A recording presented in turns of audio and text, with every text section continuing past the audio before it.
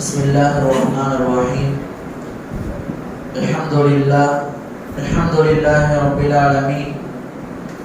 نحمده ونصلي على رسوله الكريم. أما بعد.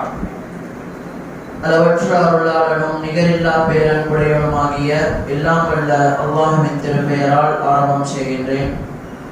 அல்லாஹ்வின் சாந்தியும் சமாதானமும் நம் உயிரினும் மேலான கண்மணி நாயகம் உத்தம நபிநாதர் முத்து முஹம்மது ரசூலுல்லாஹ் ஸல்லல்லாஹு அலைஹி வஸல்லம் அவர்களின் மீதும் அவர்களின் குடும்பத்தார்கள் அவர்களின் அடிச்சுவற்றை அடிப்படையாமல் அப்படியே பின்பற்றி வாழ்ந்த உத்தம சத்திய சஹாபாக்கள், தாபிஈன்கள், தபாதாபிஈன்கள், நாதாக்கள், ஷுஹதாக்கள், குறிப்பாக நம் அனைவர்களின் மீதும் நம் பெற்றோர்களின் மீதும் நம் குடும்பத்தார்களின் மீதும் ஏக இறைவனின் சாந்தியும் சமாதானமும் என்றென்றும் நின்று நிலவட்டுமாக. ஆமீன். அஸ்ஸலாமு அலைக்கும் வரஹ்மத்துல்லாஹி வபரகாத்துஹு. கண்ணியத்திற்குரிய அல்லாஹ்வின் நல்லடியார்களே, உலகில் வாழக்கூடிய ஒவ்வொரு மனிதனும் ஒரு குறிப்பிட்ட விஷயத்திற்காக அன்றாட தன்னுடைய வாழ்க்கையில் ஓடிக்கொண்டே இருக்கின்றார். ஒரு குழந்தை பிறந்ததற்கு பிறகு அந்த குழந்தை ஒரு குறிப்பிட்ட வயதை அடைந்த பிறகு அந்த குழந்தையை நாம் பள்ளியில் சேர்க்கின்றோம். பள்ளி படிப்பை முடித்ததற்கு பிறகு வாலிப வயதை அடைந்ததற்கு பிறகு கல்லூரியில் சேர்ந்து பிறகு கல்லூரிக்கு பிறகு ஒரு நல்ல தொழிலிலே அந்த வாலிபன் அந்த இளைஞன் அந்த தொழிலிலே ஈடுபடுகிறான். பிறகு செல்வத்தை திரட்டுகிறான், திருமணம் செய்கிறான். பிறகு நல்ல ஒரு வாழ்க்கையினுடைய அந்த குடும்ப வாழ்க்கைக்குள் அந்த மனிதன் நுழைகிறான். இதுதான் ஒரு மனிதனுடைய ஒவ்வொரு மனிதனுடைய அந்த வாழ்க்கைக்கான ஒரு விளக்கம். ஆனால் ஒவ்வொரு மனிதனும் இறுதியாக ஒன்றை அடைய வேண்டும் என்று நினைத்தால் அவனுக்கு தேவையான ஒன்றுதான் நிம்மதி என்கின்ற ஒரு விஷயம். ஒவ்வொரு மனிதனும் நிம்மதியை நோக்கித்தான் இவ்வுலகிலே பயணம் செய்து கொண்டிருக்கிறார்கள். நல்ல ஒரு படிப்பை படித்தான் என்று சொன்னால் ஒரு நல்ல வேலை கிடைக்கும். நல்ல வேலை கிடைத்ததற்கு பிறகு நல்ல சன்மானத்துடன் ஒரு ஊதியம் கிடைக்கும், ஒரு நல்ல தொழில் கிடைக்கும். அந்த தொழிலுக்கு பிறகு திருமணம் போன்ற விஷயத்திற்கு பிறகு அந்த மனிதன் ஒரு விஷயத்தை நாடுகிறான், ஒரு முடிவாக ஒரு விஷயத்தை அவன் அடைய வேண்டும் என்று நினைக்கிறான் என்று சொன்னால் அது நிம்மதியைத்தான். ஆனால் இன்றைய காலகட்டத்திலே நிம்மதி என்று சொன்னால் செல்வம் இருந்தால்தான் நிம்மதி, செல்வம் இருந்தால்தான் நிம்மதி, நல்ல ஒரு குடும்பம் இருந்தால்தான் நிம்மதி என்றெல்லாம் நினைத்துக் கொண்டிருக்கிறோம். நம்மளால் பார்க்க முடிகிறது, செல்வம் வேண்டும், செல்வம் வேண்டும். அந்த செல்வத்தின் மூலமாகத்தான், அந்த பணத்தின் மூலமாகத்தான் நிம்மதி பெற வேண்டும், நிம்மதி பெற முடியும் என்று மனிதர்கள் நினைக்கிறார்களே. அப்படி அந்த பணத்தை பெற்ற பணக்காரர்கள் இப்போ இன்றைய காலகட்டத்தில் எப்படி நிம்மதியை இழந்திருக்கிறார்கள் என்று நாம் பார்க்கலாம். எப்பொழுது பணம் பறிக்கப்படுமோ, எவன் இந்த பணத்தை திருடிவிட்டு செல்வானோ, எப்பொழுதுதான் நம்முடைய பணத்திற்காக ரைட் வருவார்களோ, எப்பொழுது எந்த மருத்துவ செலவிற்காக நம்முடைய பணம் செலவாகுமா என்கின்ற ஒரு பயம். பணம் இருந்தும் நிம்மதி இல்லை. நல்ல ஒரு வாழ்க்கை துணை வேண்டும் என்று எண்ணுகிறார்கள். ஆனால் அதற்கு பிறகு நிம்மதி இல்லை. இப்படி ஒவ்வொரு விஷயத்திலும் ஒவ்வொரு மனிதர்களும் ஒரு விஷயத்தில் நிம்மதியை தேடுகிறார்கள். ஆனால் அல்லாஹ் சுப்ஹானஹு வ தஆலா இன்று ஓதப்பட்ட குர்ஆன் வசனத்திலே சொல்கிறான், அல்லதீன ஆமனூ வ தத்மஇன்னு குலூபுஹும் பிதிக்ரில்லாஹ். அதாவது நேர்வழி பெறும் அவர்கள் எத்தகையோர் என்றால் அவர்கள் நம்பிக்கை கொண்டவர்கள், மேலும் அல்லாஹ்வை நினைவு கூர்வதால் தான் அவர்களுடைய இதயங்கள் அமைதி பெறுகின்றன என்று அல்லாஹ் சொல்கின்றான். அல்லாஹ்வை நினைவு கூர்வதன் மூலமாக அவர்களுக்கு அல்லாஹ் அமைதியை கொடுக்கிறான் என்று சொல்கிறான். அது மட்டுமல்லாமல் தொடர்படியாக அந்த வசனத்திலே சொல்கிறான், அலா பிதிக்ரில்லாஹி தத்மஇன்னுல் குலூப். அல்லாஹ் நினைவு கூர்வதை கொண்டுதான், அல்லாஹ்வை நினைவு கூர்வதை கொண்டு மட்டும்தான் இதயங்கள் அமைதி பெறுகின்றன, இதயங்கள் நிம்மதி அடைகின்றன என்று அல்லாஹ் சொல்கின்றான். அன்பிற்குரிய அல்லாஹ்வின் நல்லடியார்களே, திக்ரின் மூலமாகத்தான் ஒரு மனிதனுக்கு நிம்மதியும் அமைதியும் இருக்கிறது என்று அல்லாஹ் சொல்கின்றான். அப்படி அந்த திக்ர் என்றால் என்ன?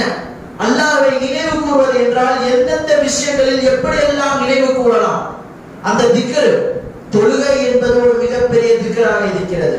குர்ஆன் ஓதுவது ஒரு மிகப்பெரிய திக்ராக இருக்கிறது. அது போன்று சுப்ஹானல்லாஹ், அல்ஹம்துலில்லாஹ், அல்லாஹ் அக்பர் போன்ற அந்த வாக்கியங்களை சொல்வது, அல்லாஹ்வை புகழ்வது திக்ராக இருக்கிறது.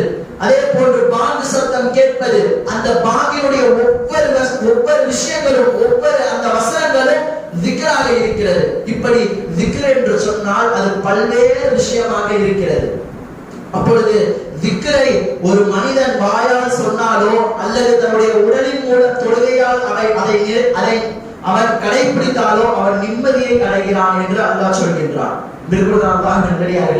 ஒரு முஸ்லிமுடைய அன்றாட வாழ்க்கையில் இந்த திக்ர் என்பது இல்லாமல் இல்லவே இல்லை. ஏதோ ஒரு சந்தோஷமான விஷயம், அல்ஹம்துலில்லாஹ், திடீர்னு ஆச்சரியமான விஷயம், மாஷா அல்லாஹ், இல்ல ஏதோ ஒரு துக்கமான விஷயம், இன்னா லில்லாஹ், ஏதாவது செய்யணுமோ இன்ஷா அல்லாஹ், இப்படி அவருடைய வாயிலே ஒரு மனிதர் ஒரு முஸ்லிமுடைய வாயிலே திக்ர் இல்லாமல் அந்த நாள் இல்லை. திக்ர் இல்லைனாதான் அந்த மனிதனுக்கு முசீபத்துன்னு சொல்லுவாங்க.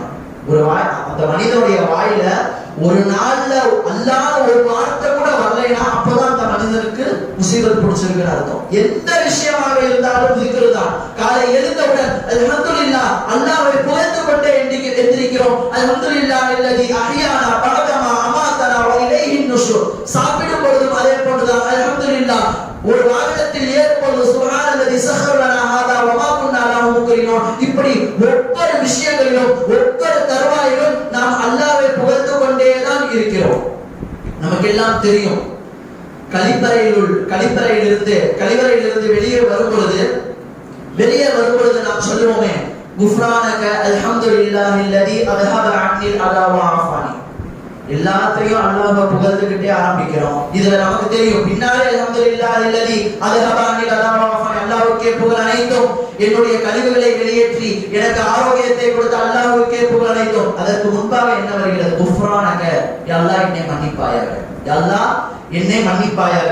ஒரு மனிதனுடைய வாழ்க்கையில் அன்றாட வேளையில் நாம் அல்லாஹ்வை திக்ர் செய்துதான் கொண்டிருக்கிறோம். ஆனால் கழிப்பறையில் மட்டும் அல்லாஹ்வை திக்ர் செய்யக்கூடாது.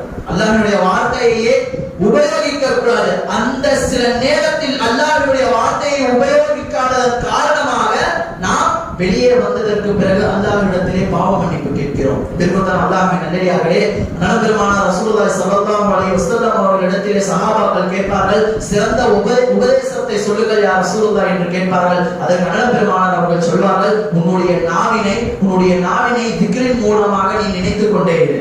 உன்னுடைய நாவினை நீ திக்ரின் மூலமாக நினைத்துக் கொண்டே இரு என்று நபிகள் நாயகம் ஸல்லல்லாஹு அலைஹி வஸல்லம் அவர்கள் நமக்கு சொல்லி காட்டுவார்கள். அப்பொழுது இந்த திக்ர் என்பது ஒரு உயர்தரமான மகத்துவம் மிக்க ஒரு விஷயமாக கருதப்படுகிறது.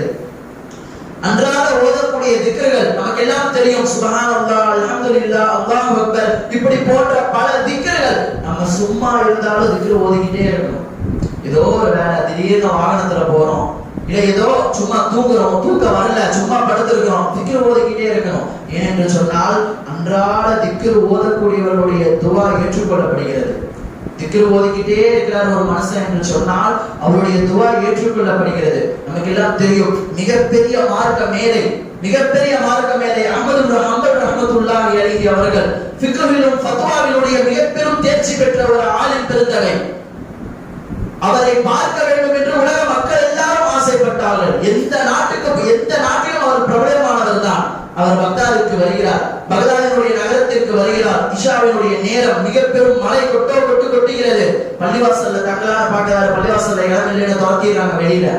அஹ்மது இப்னு ஹம்பல் ரஹ்மத்துல்லாஹி அலைஹி அவர் யார் என்று யாருக்கும் அவர்களுக்கு தெரியவில்லை. ஆனால் அவருடைய பெயர் மற்றும் பிரபலம் மிகப்பெரிய மேதை என்று தெரியும். அவர்கள் பள்ளிவாசலுக்கு வெளியாக அனுப்பப்படுகிறார்கள். ஒரே மழை. அப்பொழுது பள்ளிவாசலுக்கு எதிராக ஒரு ரொட்டி கடை இருக்கு. ஒரு ரொட்டி கடையில ஒருத்தர் வேலை செய்யறாரு, ஒரு ரொட்டி கடை வச்சிருக்காரு. அவர் பாத்தீங்கன்னா அடுத்த நாள் ஃபஜ்ரிலே ரொட்டி மக்களுக்கு வியாபாரம் செய்வதற்காக அன்று இரவே அவர் அந்த மாவை பணிய ஆரம்பித்து விடுவார். அஹ்மது இப்னு ஹம்பல் ரஹ்மத்துல்லாஹி அவர்களை பார்க்கிறார்கள், இங்க வாங்க என்னுடைய கடையில உட்காருங்க, கடையே சின்னதா இருக்கும், என் கடையில வந்து உட்கார வச்சுக்கிறாங்க. அஹ்மது இப்னு ஹம்பல் ரஹ்மத்துல்லாஹி அலைஹி அவர்கள் ஒரு பையை வைத்துக் கொண்டு அப்படியே உட்கார்ந்துடுறாங்க. அந்த மனிதர், அந்த ரொட்டி கடை வியாபாரி அந்த ரொட்டியை பிணைகிறான். அந்த மாவை பிணையும் பொழுது திக்ர் ஓதிக்கிட்டே அந்த மாவை பிணைகிறான். சுப்ஹானல்லாஹ் வல்ஹம்துலில்லாஹி வலா இலாஹா இல்லல்லாஹு வல்லாஹு அக்பர் வலா ஹவ்ல வலா குவத்த இல்லா பில்லாஹில் அலீம்.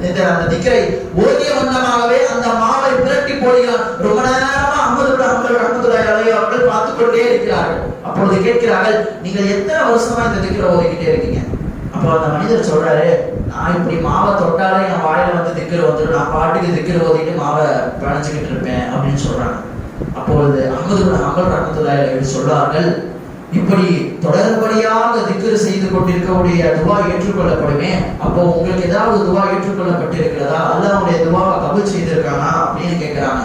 அப்பொழுது அந்த மனிதர் சொல்றாங்க, நான் எப்ப துவா கேட்டாலும் அல்லாஹ் கபூல் செஞ்சிருவான், ஆனா ஒரே ஒரு துவா மட்டும் இன்னும் கபூலாகாம இருக்குது.